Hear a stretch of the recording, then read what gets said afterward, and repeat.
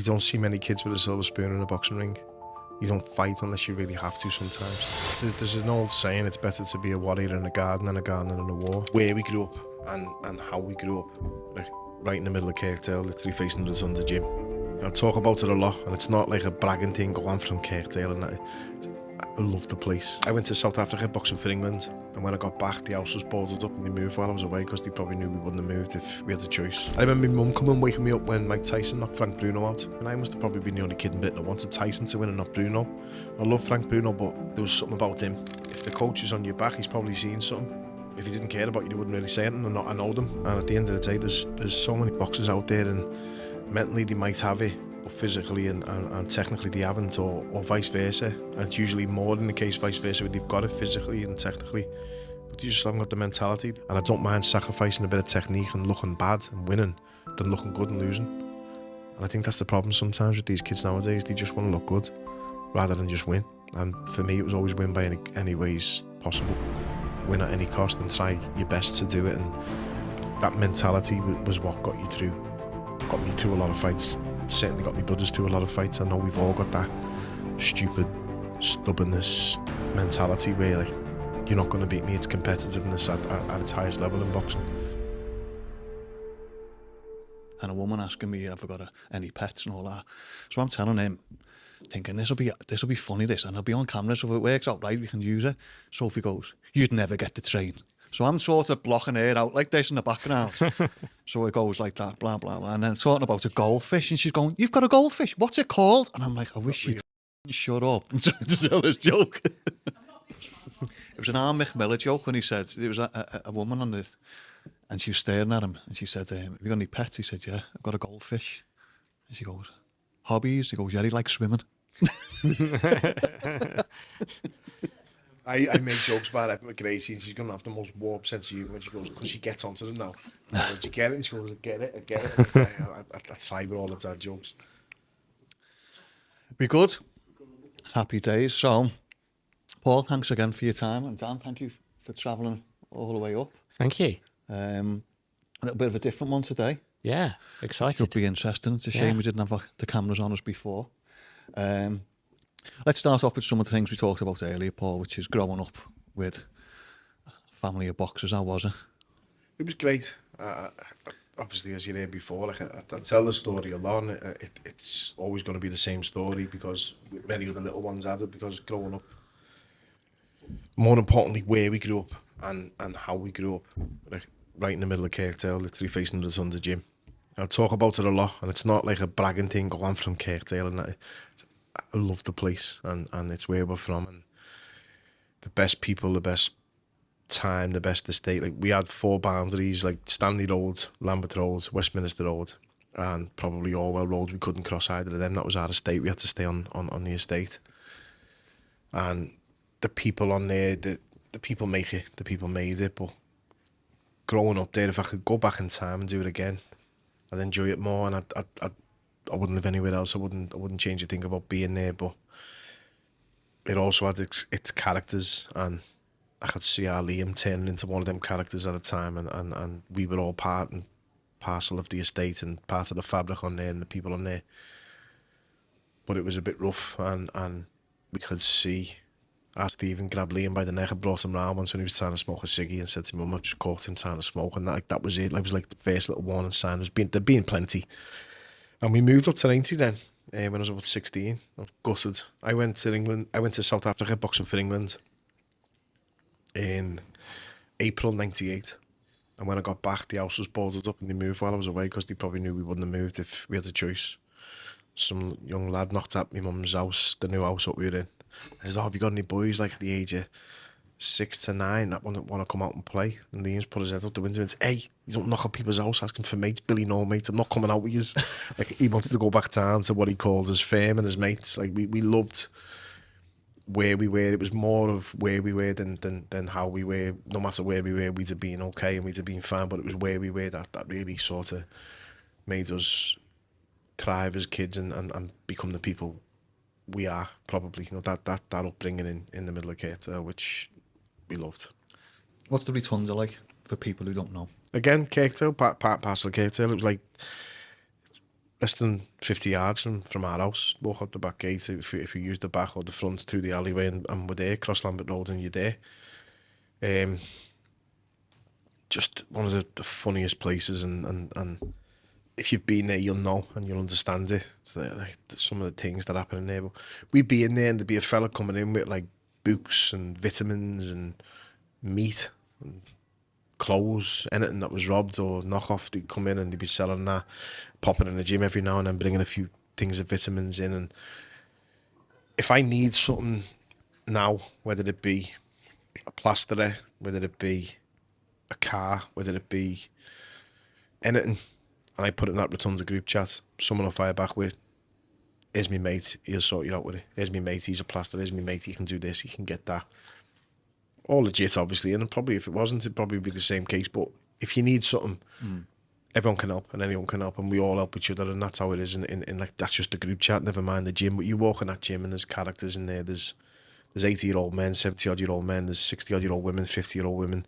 There's professional fighters. There's professional footballers. There's ex-footballers. There's pundits off the telly. There's in football. I mean, there's all kinds of walks of life in there, all going to get fit and have a good laugh. And I always laugh with my missus, and like when she says about going to gyms, and she goes to an all woman gym where she says, like, I don't feel embarrassed in there. And I'm like, it's a bit weird to us because there is no embarrassment. If you walk in that gym in the Rotunda as a female, you're going to get the piss took out of you just like the men, but no one's going to be looking at you in a pervy way. They're going to skit your technique maybe, or they'll have a laugh and joke with you, but I'd like to think you'll feel completely at ease in there, in the fact that it's not a predatorial way or a pervy way, if you know what I mean, rather than people just laughing at you and laughing with you and saying, yeah, come on, lazy, like you know, things like that. And we've always sort of been around that gym atmosphere where if I'm in the gym, there's a girl saying, I'm not going to look twice at her, you know, she's saying, she's getting on with the stuff and things. But it helps so many people. It brings so many people together. It's a social side of things, what I love about the place. And some of the stories and the characters in there, it's just, you need another full show just to talk about that place by itself. And there's a whiteboard. There's a whiteboard, yeah. It's there's a few whiteboards. There's one with like the club fights on in the show and who's going to sponsor it, and there's one with the odds on who's next to die out of there are the our fellas, and there's odds on the board, and they've been there for a long time. They keep fluctuating whenever one of them has a little bout in hospital or in the doctors, and then they'll walk in the next day and they'll sing "Do Not Be Afraid" to him or another funeral song, and he'll laugh and he'll say, "I'm all right," so they'll lower his down. That's just the humour in there, and the ones who are on the board are the ones who laugh, and they come in and he's gutted because he's been moved up a place, the second favourite, and like he's genuinely laughing about it. But again, it sounds funny, but it's all from a place of love, if you know what I mean. It's one of the best places like I've ever experienced in my life. And when my son asked about boxing and wanting to box, I wasn't really keen on him doing it, but the fact that I would have been responsible for not letting him go and experience that. Firstly, I couldn't have done it to him. He loves the place. It's his home, same as it was our home in the Rotunda, and he's certainly at home in there with the people and the characters. What's your earliest boxing memory? Why boxing? And how good were you when you were young? Did you get good quick? Good question. Early memories. I always used to say this story, and I still remember the feeling of it. I'm one of them weirdos who remember things when I was 3, 4, 5, but I won't remember what I had for me tea last night.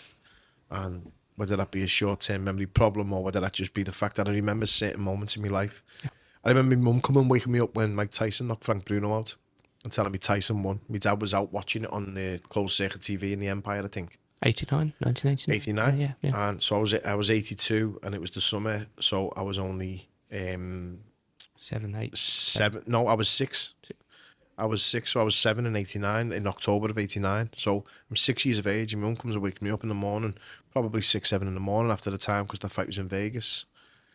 I said, Tyson won. And I'm going, yes. And I go back to sleep, and I must have probably been the only kid in Britain that wanted Tyson to win and not Bruno. I love Frank Bruno, but there was something about him. And I just took to him, and I don't know whether it was how good he was, the way he did it, the violence and the explosiveness of him, the ability of him.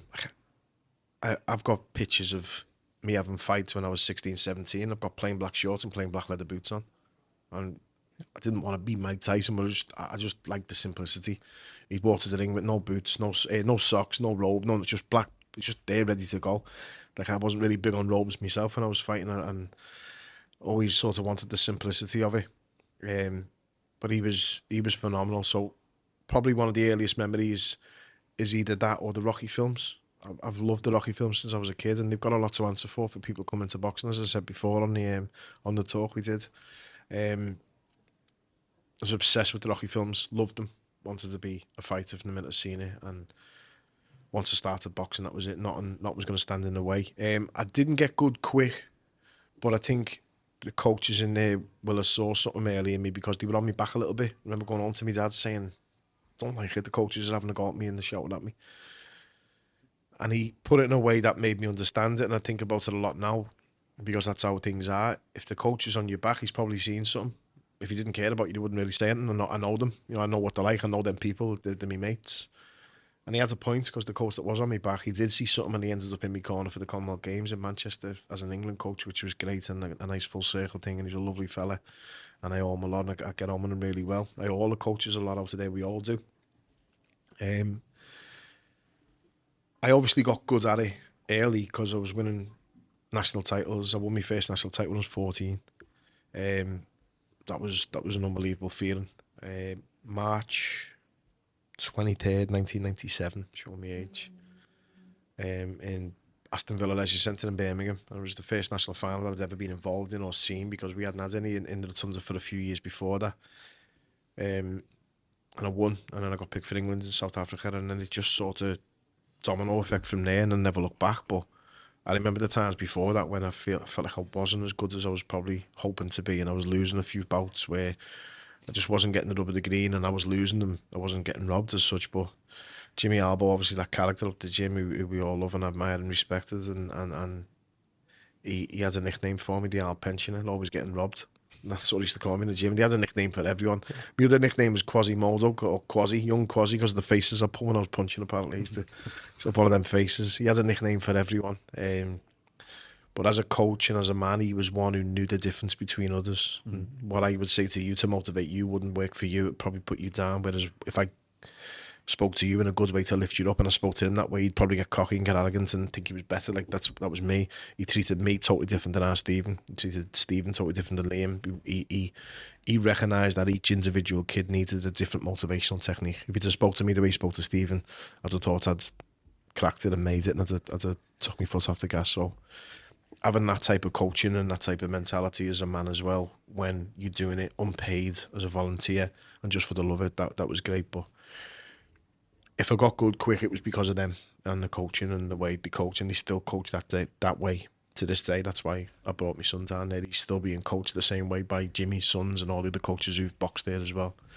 So it's got its own way, and most kids that go there, if you've got talent, you will get good quick. When you reflect back in your teenage years as you were developing, was it a technical sport for you, or was it a mental sport?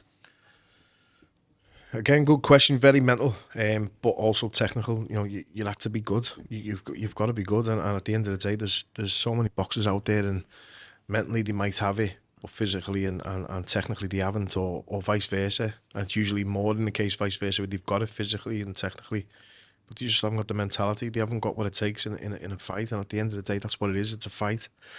I talk with my lads about it, and I've mentioned a few things where, like, I remember my mindset when I was fighting, even at his age, younger than him, when I was 14, 15. I remember the things I'd be thinking in my mind going in the fight. I remember looking at the opponent thinking, you are not beating me today. Like, there's no way you're beating me. You're gonna have to have something a lot more than what I've seen you have to beat me, because I'm gonna be relentless. And that, like, thinking back like that now after being retired for so long and not having thought that way, it's strange thinking that way. But I was talking with my son recently about boxing and tactics, and I remember getting in fights with like a kid from the Repton gym in London, the best gym in the country, the most successful club in the country, the Repton. They box in green and gold down in London, they're based in Bethnal Green. The Crays used to box there, and there's all kinds of memorabilia on the walls of all the famous fighters. Charlie Magri and that all used to fight there. Audley Harrison was one of the most recent big success stories from there. And he was about 5'11", nearly 6 foot. I was only 16. Big, tall, rangy southpaw, like my worst nightmare. And I see so many kids nowadays, and they get in the ring with someone like that, and they try and box like them. And I remember thinking at the time, like, I might beat you if I box your way, but I'll definitely beat you if I drag it into a fight and drag it into my fight, and I'll just rough and tough it and make it hard for you and just put it on you and drag you into a dog fight. And I know I'll win then. You won't beat me at that, but you might beat me if I let you do what you're going to do well. And it sort of hits home with me because I don't talk that much about boxing like that nowadays, stuff in the amateurs and mindset. But my mindset was, I might beat you if I do it your way, but I'll definitely beat you if I do it my way. And I don't mind sacrificing a bit of technique and looking bad and winning than looking good and losing. And I think that's the problem sometimes with these kids nowadays. They just want to look good rather than just win. And for me, it was always win by any ways possible.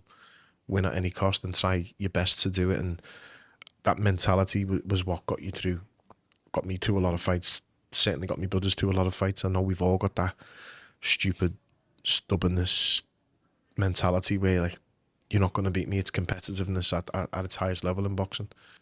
So yeah, I would literally sacrifice looking good and making it a rough and tumble fight, because no one remembers how you box. They just remember the result, and the results are, I had 5 national titles, and that lad lost in the final to me, and the other lad lost in the final to me, and that's how it is. And I've also lost finals, national finals or national semi-finals, where I've just been outworked or outfought or outboxed, and you can take it on the chin because you give everything you've got. But mentality is everything, definitely.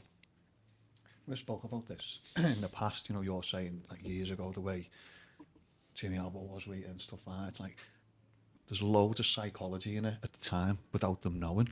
You know, I think Sophie's dad mentioned about Shankly and all that years ago, you know, how the psychology behind what they were doing, but they just didn't know what it was then, you know.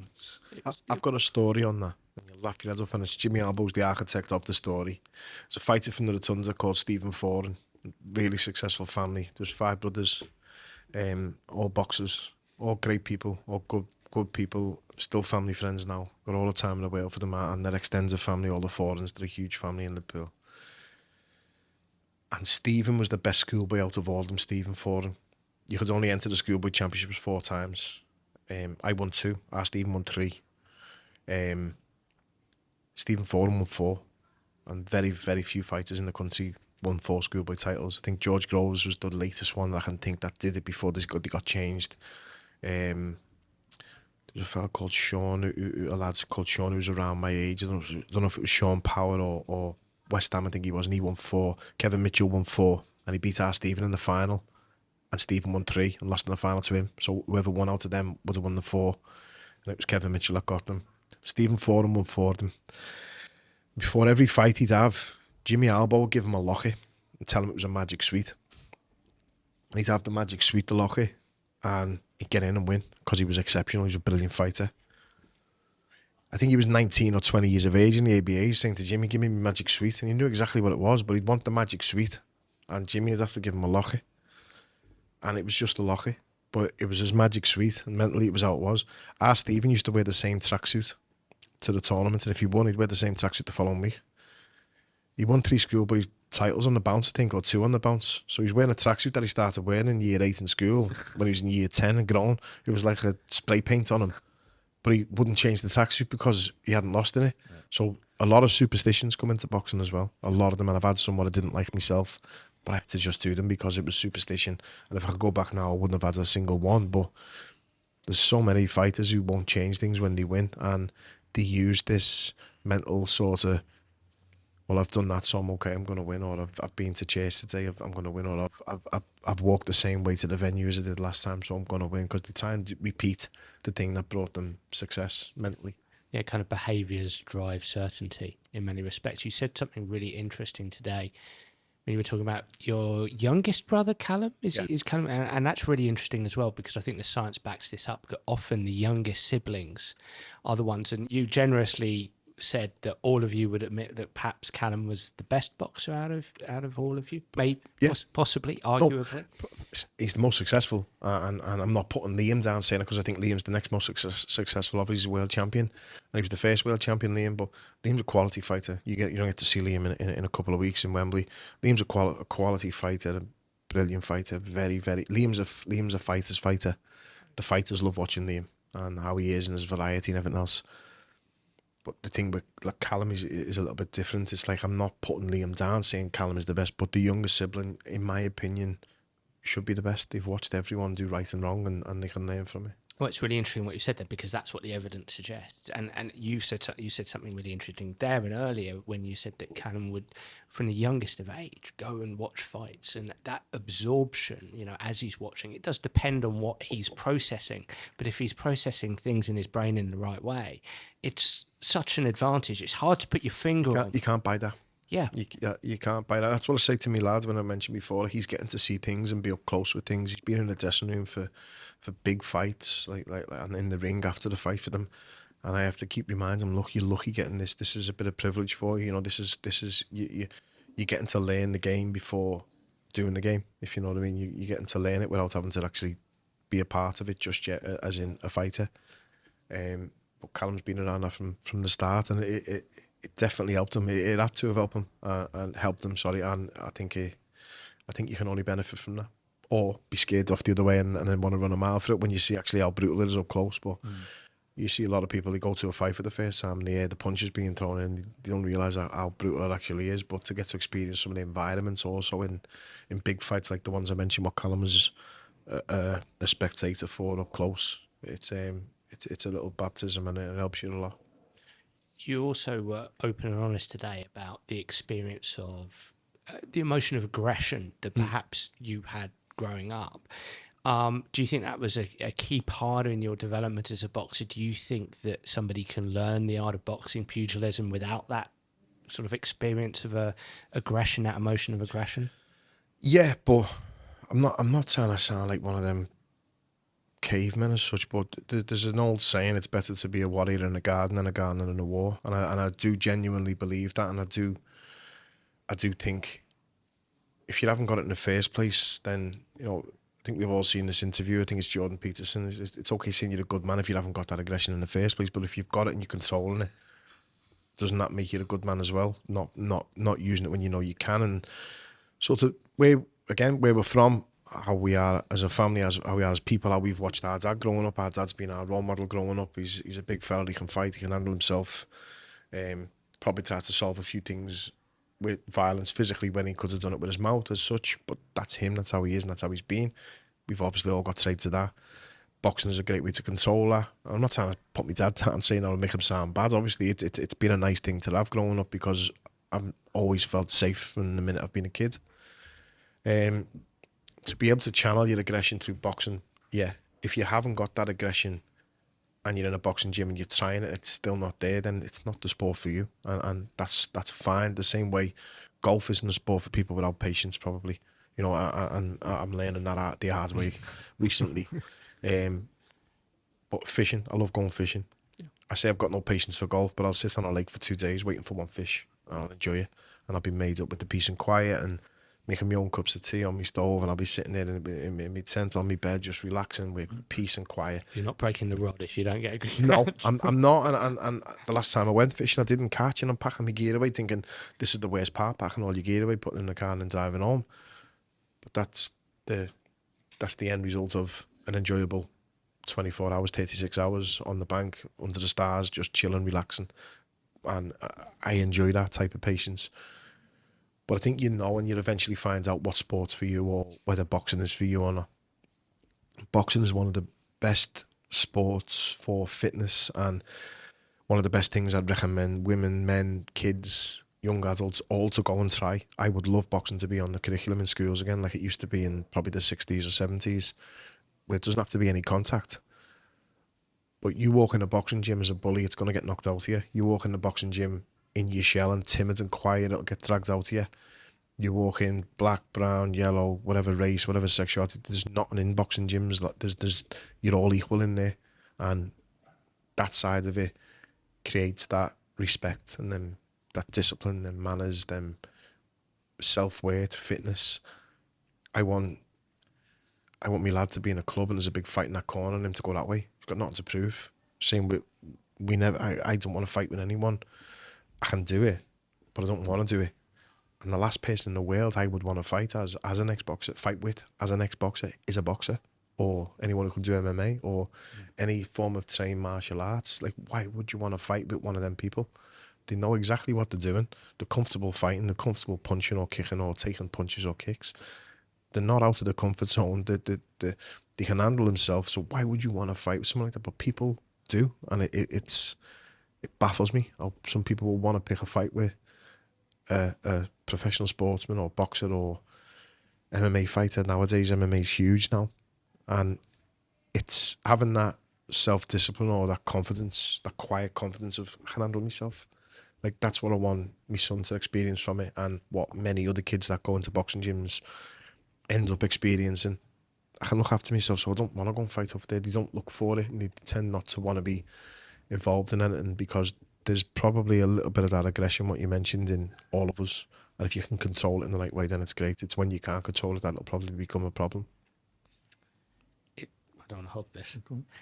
It's, as putting my psychologist cap on, the term, I suppose, for us is instrumental aggression. It's aggression on purpose in the right direction. And you think of some of the greatest sports people of all time.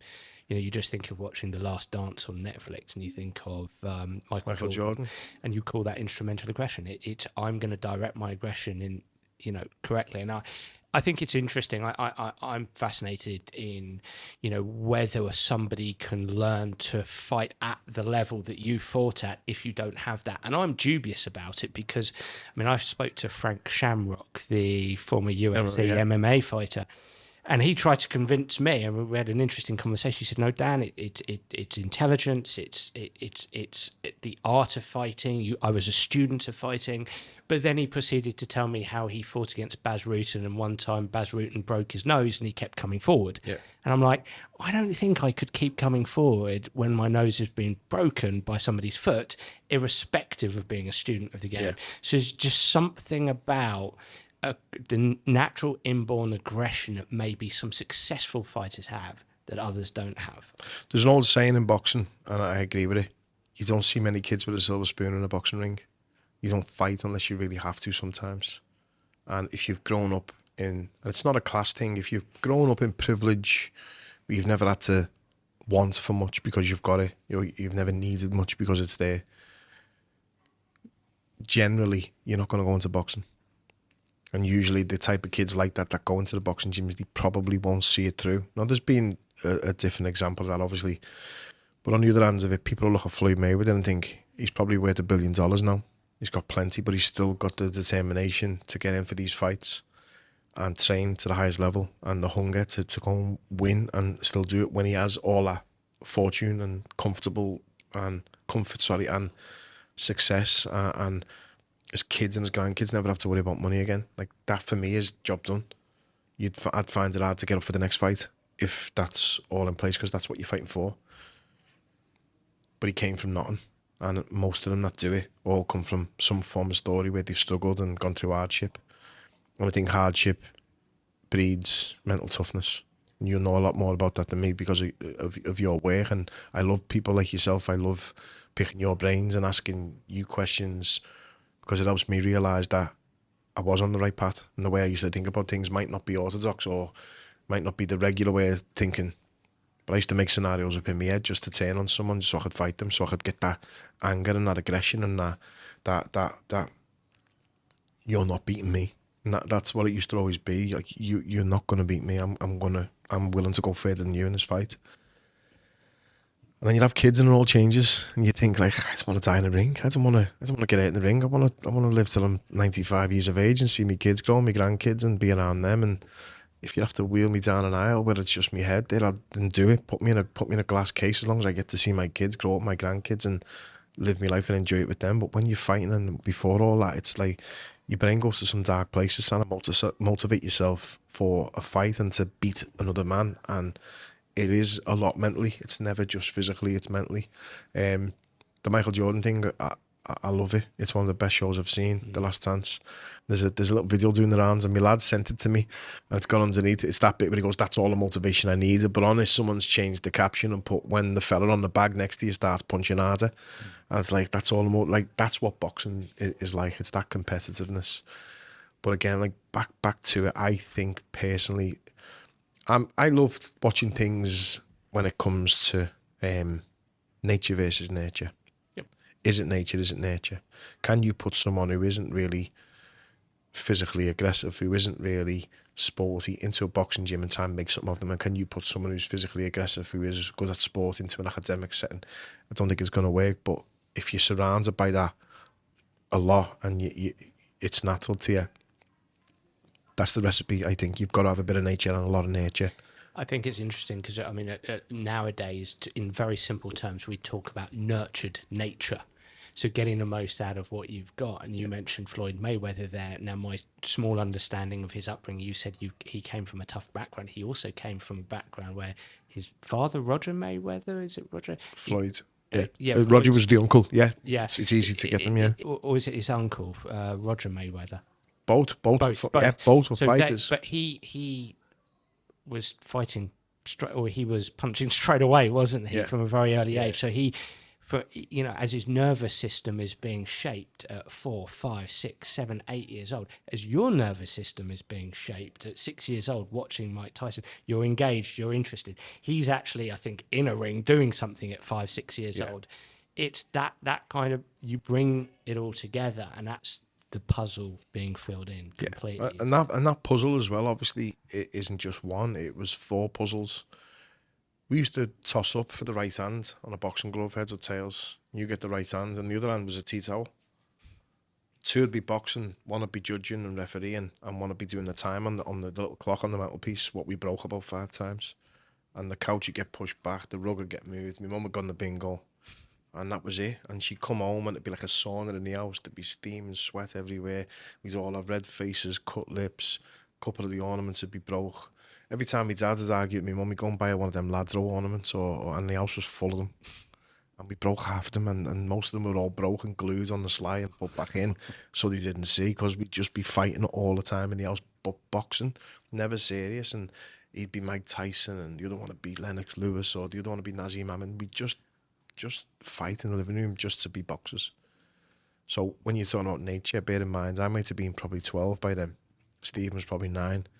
Liam was 6, Callum was 5, 4. So that's the right, as you say, they've been around now from the very start and younger, because I was boxing. I went to the gym when I was 9 for the first time in the Rotunda. Then Stephen followed, and then Liam didn't want to go because Liam was a good footballer. Liam was a promising footballer. Liam wanted to be a pro footballer, but got sucked in by the other 3 and by boxing, because he was bit of FOMO, bit of left out lad. He didn't want to be missing out on it, so he went around the gym. And the line he used was, I know you want me to fight, so I'll just fight, but ring me when there's someone to fight. And that was his attitude. He was always fighting on the street, little hard case. He fell down the stairs when he was about 3 and knocked his 4 front teeth out. So he just had these fangs, a big massive heads where the name Beefy comes from. And he was just a scrapper. That's what he wanted to do. So the coach told him where to go, and then he come back. He said, well, I'm not dieting or eating pasta, but I'll box then and I'll train. And then he started training, and he picked it up dead easy, and he picked it up fast, because obviously he's had a lot of experience in the house. And Stephen always laughs. He's the smallest, Stephen. He said Paul used to come home and practice what he'd learned in the gym on me. And it probably was the case when I was showing him what to do, but then he was learning as well. And then when he started boxing, he was mentally one of the strongest people, Stephen. He used to sit there and say, like, I feel a little bit sick, my stomach's going, I'm going to have to get him out there in the first round. And he'd go out and knock him out in the first round. And he predicted before he'd go in, he'd tell you what he was going to do before he went in. He had 2 fights in one night once because they messed the draw up in the championship, so he had to box twice in one day. And he beat them both in the first round. And just, that was in the national semi-finals, national quarters and national semis. Like, that's the level he was doing it at, Stephen, as a kid. But his confidence, he'd say, I'm going to do it, and he'd do it. His confidence was unbelievable. You said earlier on about, obviously how mentally strong you are, and that whole, like, almost trying to psych someone out to get the better of them. Is there anyone who you fought where you thought, do you know what, he had me there? Yeah, there was a few where I shouldn't have bit, and like, probably no one of note. It was like there's a journeyman offering to shake your hand, and I should be like, I'm not shaking your hand. I'm like, it's a fight. Not realising that's the respect side of things, and I'd have performed better if I'd have shook his hand and all the best, mate, good luck, see you later, see you tomorrow. I'd have fought better, but at the time you're young, you're full of testosterone, you're full of ego, and you're thinking, no, I want you to know I'm gonna knock you out tomorrow. It's a journeyman. He's been knocked out probably 3 times before. He's lost about 20 fights and won about 6. He's there to teach you the job, and he's there for you to beat, because you're gonna beat him because you're a young prospect. But I didn't quite get how the game went. I should have just shook his hand. Yeah. And I think back now, I was probably a bit of an asshole at the time, where I'm just that focused and that I want to be a champion, and I'm not going to be shaking hands with fellas that I'm fighting for titles. But then when I get to the titles, you actually do. It's just that handshake. I'd look at that as a weakness at the time, because I was that sort of driven and focused on. And listen, some people do it. Some people offer their hands, some people shake them, some people don't. That's their prerogative. Like, towards the end of my career, I boxed better when I saw it as a job, and as I've got to stick to the tactics, stick to the plan. When I didn't let the red mist in, that was the old saying, don't let the red mist. I used to let the red mist in far too much. And if I could go back and do it again. So yeah, to answer your question, if the red mist set in, he had me without me realising it. But usually I'd use the red mist to get me through the fights, and it would help me a lot more than it would hinder me. Right. But some fights it did hinder me, yeah, definitely. So many people think that fights are won and lost in training. When you reflect back on your training, what did you do that helped you? What did you do that hindered you? Good question. What hindered me? I can only say sort of what hindered me. What helped me was I did what I was asked to do and told to do by good coaches and good trainers, and I had that desire to win, and my assets were my assets, and my tools were my tools, and my negatives were my negatives, and vice versa. What hindered me was probably the nutrition side of things, the diet side of things, the food, I thought now, so I'm going to have a few weeks off. Then a few weeks off is eating the worst things possible imagine, because you haven't had them for that long, or the stuff that you think is food, which isn't actually food, and chemicals and processed stuff and things like that.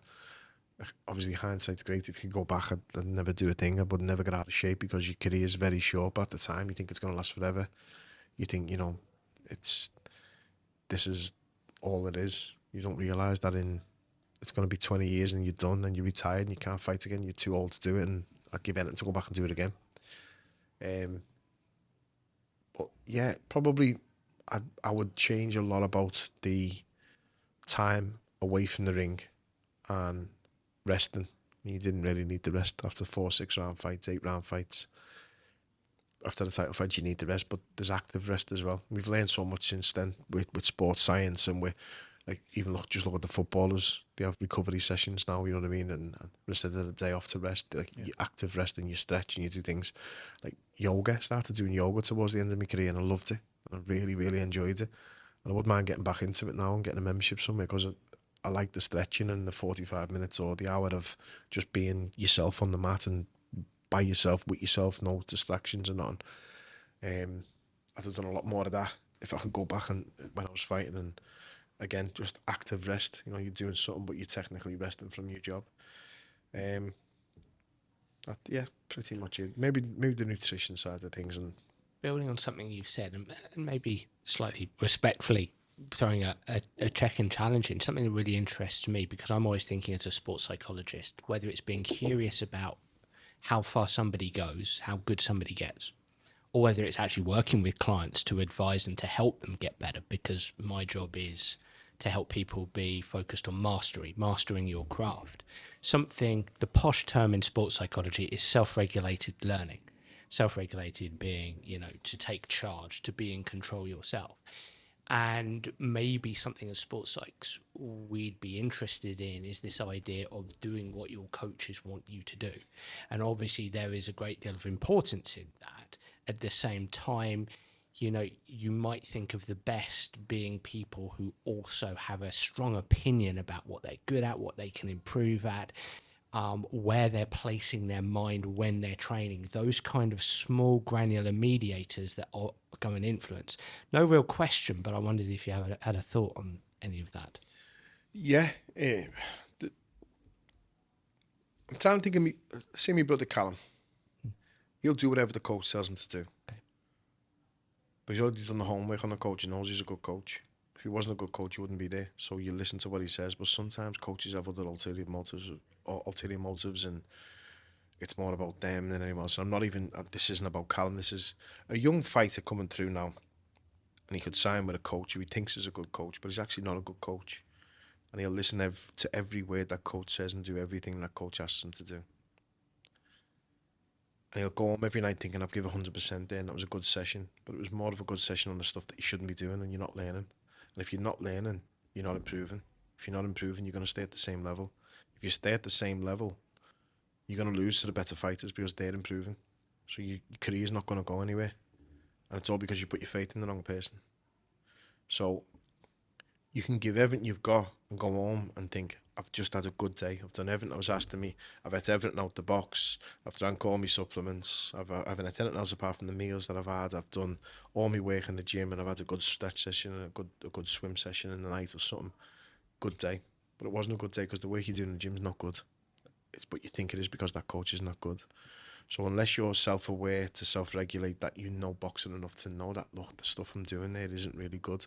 And usually it's tough because when you're that close to it, you're the last one to see. And until you take a step back and actually look at things, you think, that was wrong, I shouldn't have been doing that.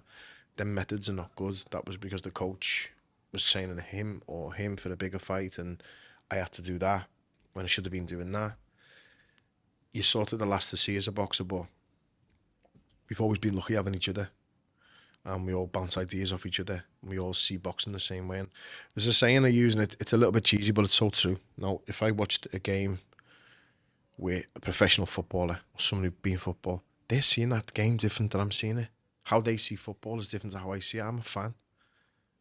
They're the professional. They're watching the game 3 moves ahead of me. And I'm watching it thinking, he's a good player, him. Or I like the way he tackled there. Or they're watching the game. They're seeing that game at 90 mile an hour because they're professionals. How I watch a fight is different to how you watch a fight. How I see boxing is my way of seeing it. How my brothers see it is their way of seeing it. We all have our way of seeing things. It's the same with music. How you read music and how you interpret music is different to how a good musician, professional musician would, or an artist would, who could write songs. So in boxing, how I see it is very similar to how my brothers see it. We all see it in a very similar way, and we're very technical on technique because your technique has to be right. Otherwise, you can't move to B before you complete A. You can't move to C before you do B. If your technique's wrong, your full power's not going to be there. Your full speed's not going to be there. If they're not there, you're not as good a fighter as you could be if you just get your technique right at the start. That's why the rotundas are so good. They teach the basics, and you see all these 16-punch combinations on the pads that you're never going to use in a fight, but they can't throw a jab. And think, just get your jab right. Some of the best professional boxers in the world mastered the basics. Floyd Mayweather's one of them. Other fighters out there just have a very good jab, a good right hand, a good left hook, a good right uppercut, good body shots, very good fitness, very good work rate, and a good chin. That'll get you a long way farther than 16-punch combinations and being able to throw 45 jabs in 25 seconds on a punch bag. It's some of the stuff that people nowadays are taking as, and I'm not one of them, in my day. It's not my day. I'm talking before my day. I'm talking after my day. Yeah. Some of the best fighters that'll do it will master the basics. If you get the best footballer in the world at the moment, he's probably just doing the basic stuff very well. Yeah. So how you see boxing is how you'll teach boxing or perform it. And if you've got a kid that's just doing what one coach tells him to do, and he's focused and driven, he might think he's doing great, or she might think they're doing great, but realistically they're not being taught the right way. So I know it wasn't a question as such, but I agree with what you're saying. Sometimes you can have the best intentions in the world, but unless you can self-regulate and teach yourself boxing or the industry or the sport or the field that you're in, unless you become more knowledgeable of it, you can't really trust someone else to do it. You have to know that what you're doing is right, because you can be leaving at a gym just being absolutely beasted and you can't breathe and you're sweating and you're vomited in the bin in the corner and you think you've put your work in, but it was the wrong type of stuff you should have been doing. You should have been doing the technique in the ring. And again, I'm a big believer. I've never ever taught my son how to kick a ball because I can't do it properly myself. I wouldn't dream of teaching anyone how to play golf. I'm terrible at it myself. But I could teach someone how to box, or I could teach someone how to throw a punch properly because I know what I'm doing. And I think you shouldn't teach it unless you know it. That's just my opinion. So I think there's a lot of people who are guilty of falling into that trap of not being able to self-regulate because they put the trust in someone else rather than doing the thinking for themselves. I've been doing it for 10 years now, so I should know what it's like, or I've been doing it for 5 years, so I'm starting to realise what a good boxer is and what a bad boxer is. That's how they should be thinking, but they're probably not. They're probably just thinking, this coach is telling me I need to do this, so I need to do this. We talked about the nerves in boxing and how to control them, and we had a chat about it before, which we can go into in a lot more detail. Just interested to know, were you more nervous going into your own fights, or are you more nervous watching your brothers? Brothers. Is it? Yeah, it's like I can control my fights, and the nerves, for me, also have the adrenaline that we were talking about before. And the adrenaline gets you two things, and I'm going to fight anyway, and I want to fight anyway. When it's my younger brothers, I don't know whether it's because they're younger, but I know it's not, because they get it every bit as much, if not more than me. We're all like very similar. We hate watching each other box because you're worried sick and you want to get in there and help them and do it for them, even though they're better than you. And it's the same with me lad now. I hate watching me lad fight. I can't stand it. And I can't not go, and I can't not be there, because I want to support him and I want him to know I'm there for him, and I want to help him through it and advise him and guide him through it, and things that I can see, I'll shout. And if he starts seeing it the same way we do, as I said before, then he can try and do what we're telling him to, or suggesting that he does. But ultimately, it's a fight. He's going to do what he wants to do, or what he thinks he should do himself. But if you've got good coaches and good people around you telling you, then it's going to help. But them nerves, it's so hard to explain and for people to understand. It's like, imagine watching your mum off a fight in the street, or your dad. You know, it's like, you probably don't want it to happen. You don't want them to get hurt, but you know it's a job, and it's a sport that they love, and it's the livelihood. You know how much they've put into it, so you really want them to win and do well, because you know it's everything to them. It's the life, the livelihood, the job. If he wins, he's world champion. If he wins, he's the best fighter in the world at his weight. If he wins, he's the first world champion from Liverpool for 23 years. If he wins, he's winning a British title like his other three brothers who have. It's like it's a lot of pressure on not just his shoulders but yours as well. And if he loses, it's a loss to you. It's a loss for you, and you feel terrible. And if he wins, you feel like you've won as well. I remember seeing someone on Twitter having a little go at me saying, like, was you jealous or something when he won? I'm like you just don't know what either I'm like as a person, we're like as people, or how normal people are. Like, how could you ever be jealous of your brother? Like, if he wins, I win. If he wins, we win. I'm here supporting and screaming for him because I want him to win, no matter what. No, it's not even thinking about yourself. It's like it's just a few who think that way. Obviously, it's wrong, but when we win together, and when we lose together. And we've had a few of both of them, and we certainly know what feeling's better. But you support each other, you're together, so you feel it every bit as much as them. As daft as that sounds, you feel it every bit as much, even if it's not you fighting. So it's a lot less nerves when you fight yourself, definitely. Working with sports people, I'm a big believer that the story you have in your head going into a fight, a game, a match, a tournament, influences how you feel on the actual day, influences potentially how you perform. So when you reflect back, you know, when you were fighting, say, going into George Groves or going into Arthur Abraham or going into Andre Ward or any big fight that you had, when you reflect back, were you pretty much thinking the same thing going into all of those fights? Obviously, you wanted to win, and that's what people think that you're thinking, but your brain goes all over the place. It weaves lots of different stories. When you think back, were you thinking the right things when you reflect back? Could you have optimized that a bit more? Yeah, definitely. I certainly could have optimised it a bit more. If I was going back again now, I'd obviously do things a little bit differently. But the three fights you mentioned, the Groves one, was very confident. I knew I could win it. I trained well. I'd had a good camp. The fight started well, went well, and then, again, not an excuse. Just I broke my hand at the end of the first round, and the fight was done in the second round. It was just literally that fast, and that how it happened. I was very confident in beating George Groves. I felt like I had enough to beat him. He ended up having a brilliant career. Respect him a lot. Really good fighter. Won a world title in the end at his third or fourth attempt of doing it, and delighted for him. Really good amateur. I just felt it was a bit too soon, and I could have beaten him that night, so I was very confident going into that. Abraham, the first fight, as I mentioned today, I was very confident in that because I knew how well I'd done in the gym, and I knew I could beat him, and I was determined to become world champion, which I felt like I could do, and I felt like I did do. So those two fights were a bit different than the Ward fight. The Ward fight, it was a slim chance that I was going to win it, and I had to knock him out. And it was after the first Abraham fight. I've said this before on record a few times. I've said it to people closer to me and people I know. It's like, I know towards the end of my career, it was just a job then. And it was just, I've got to pay the bills and I've got a mortgage to pay and I've got to make sure that I can try and get as much in as I can in the biggest fights that I can. But it was still a chance to fight in the States, topping the bill against someone as great as Andre Ward. And I felt like I could catch him. I felt like I had the power to hurt him or to knock him out. But I knew going in, I'm not stupid. And the thing with us and the thing with the brothers is we're very realistic and we're realists. And sometimes your ambition, as much as it is, sometimes you've got to be a bit realistic. I'm never going into a fight thinking I'm going to lose yet, ever, even that one. But I knew my chances were slimmer, and I knew I had to catch him, and I knew I had to land and just have that little bit of fortune and good luck, and a little bit of lady luck on my side, a lot of lady luck on my side. Why is that, Paul? Because are you saying that that's because you've got the aggression? Are you saying that's the athleticism? You've got the technique, you've got the aggression, you've got the experience. Was it his athleticism? Is that he had more experience, he had more athleticism, he'd never lost a fight, he was Olympic gold medalist, he's former world champion, undisputed world champion, Ring Magazine belt holder. It was in his hometown, not that it mattered. You know, he had every aspect. The one thing that I felt I did better than him only, I thought I had a bit better punch power. That's it.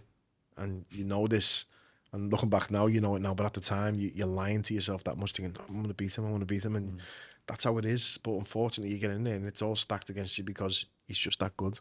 Yeah. And I've got no problem with that, and I don't think fighters should have any problem if you lose to someone who's just better than you. That's absolutely fine. There's nothing wrong with that. So when you get in the ring, this fascinates me as well. When you get in the ring, as a psychologist, the focus of attention really interests me, and what you're experiencing in the ring really interests me. Are you thinking? Are you feeling? Are you emoting as in experiencing emotions? Are you judging? My belief is that sports people judge what's happening as the contest unfolds. And that can heavily influence what then happens. So, you know, when you fought Andre Ward, probably you can remember some certain pictures and experiences and things. When you get in, what are you focusing your attention on? And is there a game plan? And what are you looking at?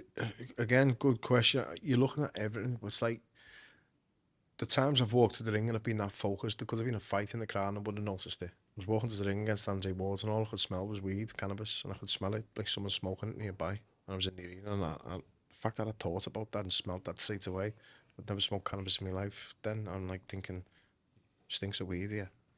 But I'm walking to the ring for one of the biggest fights in my life against the best fighter I ever got in the ring with, and I'm thinking about that. I was still distraught over the weigh-in the day before, over everything that was going to happen, but this is fight time, so you just get on it and do it. And you do go a little bit into autopilot as a fighter as well. It's what you do. It's what you're there for. You've got to fight. That was one of the few fights. I was going to say the first fight, but it was one of the few fights where I've had it in sparring as well, where you get it with a shot and the pain of it makes you wince. And it was when my nose got broke. I've been hit with a few uppercuts in sparring where your jaw goes a little bit and you feel like it's broke, but it's not. You can't close your mouth for a day or two after, but you're eating and you have to eat on a different side because you get this pain up by your ear. In that fight, I remember my nose going, I remember thinking, oh, like it broke my nose. The first time that had happened, I'd been cut a lot. I've had my tooth knocked out when I was fighting years ago. Some fella punched me in the street, and the pain of it's not compared to what you get in them little small moments in fights like that or spars like that. Like the painful shots, basically, you feel a bit of pain and you can't back out, you can't quit, you can't take a knee, you've got to just bite down and get on with it. And that's the thing with boxing. And again, like with my brother Liam, I felt for him a lot because there's no hiding place. You've got to take your licks and you can't look for a way out. And it's not that saying like a man, but you've got to just take it. That's it. You got to just, you're having an off night in the boxing ring, tough shit, get on with it. You got to just take it, and that's it. You can't look for a way out or things like that. In that fight, I remember thinking like, how good are you? And my dad, we won an auction for my dad to play a frame of snooker against John Parry. He loved it.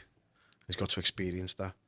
Boxers are weird and strange, and I would love to know what it feels like to do one round with Sugar Ray Leonard in his prime. And I bet it'd be painful, but I'd give anything to go and do it. If you had the time machine ready there, I would love to go and do it. Mike Tyson, to just be able to experience one round of having someone like him punching you, I'd pay I money. think you go the round. Probably not, but I'd pay money for it. Yeah. I'd still go and try it. I'd still love to go and do it now and to experience it. So part of me, when I was getting in it, was thinking like, how good are you? I remember him catching me with the first jab. I was thinking like, I'm ready for it. It just landed clean. I'm thinking like a giggle, thinking like, wow, have you just done that? Like, you're good, you know straight away when you're in with someone. Because it's so fast. So fast, so accurate, so good. He's just another level. And that's the difference, and that's where I've got no problem being humble like that and knowing that level is a level I would never have reached in boxing, no matter what I did, no matter whether I could go back and do everything right. I'd have never reached that level what he reached. Like, he's an exceptional elite fighter. So in that nurtured nature, Andre Ward, that can't be taught. He's created that himself. That, as he would say, that's God-given. That's Okay. God-given, and a hell of a lot of hard work and dedication and sacrifice and discipline to get there. You need all of that, as well as having that gift, whether that gift be his mental strength, whether that because he hasn't had it easy as a kid. He lost his dad as well. I've seen a few things on him. He's from a rough place in Oakland. Oakland's rough, and I mean that with the greatest respect. I've been there and I loved it. When I first got there, I went for a run. I ran like 25 minutes that way, 25 minutes back. And the next day when they all got there, all the security and the team and the organisers and that, because we got there a day early, they were like, do not go out after like 10 o'clock at night, it's danger sign. And I was running the night before, not realising it, just went for a run up through Oakland and back. He's lived around that and been around all that all his life, and he had it tough. So it's not just a gift that he's been given, where he's certainly worked hard at it. There's probably been better fighters than him that didn't work at it and didn't make anywhere near as much as he did, either financially, successfully with belts, or with the stature that he's got. He never lost a fight from the Olympics. He retired unbeaten as a pro. He's absolutely complete at boxing. He's done great. So the opportunity to be in the ring with someone like him, as I said, in a morbidly weird way, it's something you're never going to turn down. Sorry, go on. Again, the geeky sports psych in me is interested in stripping that back to training. And you've forgotten more about boxing than I'll ever know. So, but you go into training, you go sparring, and there could be an argument, again, in my world, this is what we're interested in, where you place your attention when you spar. For instance, you place your attention on the mini body cues that are emerging as somebody ducks, weaves, punches, etc., etc. The more that you notice these mini cues, potentially the better you'll get at catching them in a fight. And so when, again, you mentioned Andre Ward, jab, you didn't see it. You could also suggest you missed the bodily cue. There wasn't one. Right. That's where he's great. That's where he's great. There's always a telegraph with people. Okay. There wasn't one with him. But again, like, I'm very aware that Sophie's sitting there. I'm very aware of the camera there. I'm very aware of what I'm seeing. I'm very aware of you. I've got that peripheral vision. Yep. And my missus hates it. We go in the restaurant and I sit facing the door. And she's sitting oblivious to everything, but I'm watching the door. I can see where we're going, and there's no threat. It's not going to happen, but I still have to sit there. Yeah. I sit in a coffee shop, and I never sit at a certain table because my back's to both doors, so I sit where I can see the doors. There's no threat. It's not. It's just me as I am. I see things, and she said it to me a few times. My wife or my son, like, how have you noticed that? And I'm very observant. I see things, and I know how things are. I'm boxing you, I'm watching you, I'm staring in your eyes. I can see your hands, I can see your feet, I can see your knees. When I'm up close, I can't see your feet, I can see your upper body. I'm watching where your chest's moving, I'm watching this. I know when a shot's going to come by your face, never mind where your hands are. I see you tense up and straight, I know it's coming. There's fighters out there who take a big deep breath before they throw a punch. Like, I'd have a field day with that. You wouldn't land a punch on me.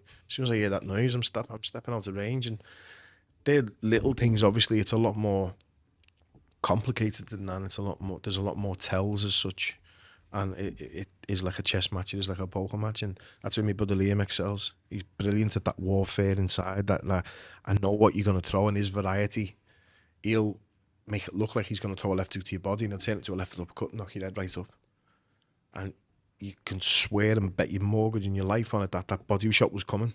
But he dips and he just turns it up at the last minute and lands an uppercut. Canelo's really good at them. And it's called setting traps. And there's so many traps in boxing that you've got to be aware of and that you set yourself. But that's the beauty of boxing, where you can, how you perform and how you dance and how you show your art off, which is boxing, is different to how they do it and how they do it. And that's the beauty of boxing. No style is the same, but you always have the same sort of fundamentals. And that's called like setting traps. If you can set a good deception. Deception. I'm going to make you think I'm going to land this jab, and I'm going to make you think it's coming, but I'm going to throw the right hand, or I feint with a jab, and as soon as I see you reach for the jab with that, I know the next shot's coming as a left hook. Now, it mightn't be this round. I might catch you with that 3 rounds later. I know you're going to react when I feint a jab. So that's the side that I love about boxing. I love watching fights and commentating on fights because I don't have to do it no more. And I love seeing that happen in a fight. And I think the left hook's coming now, and I can see it.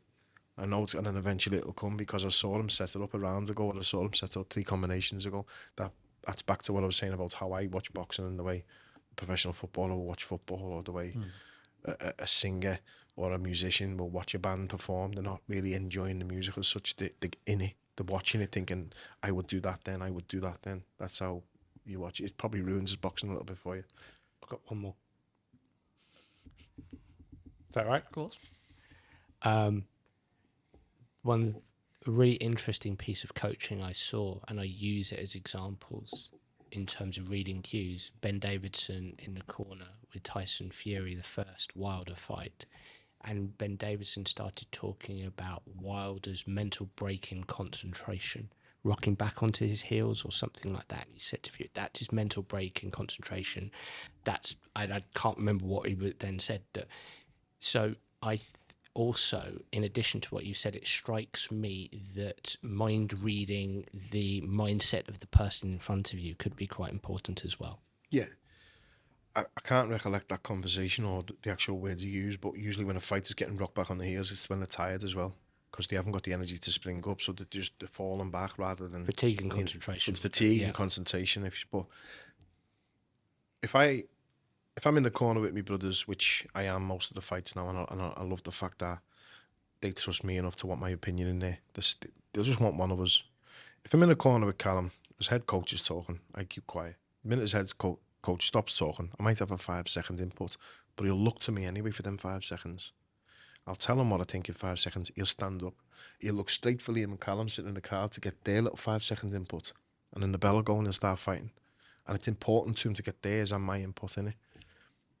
When that bell goes, I don't watch him coming back to the corner. I watch the opponent, because the poker face drops.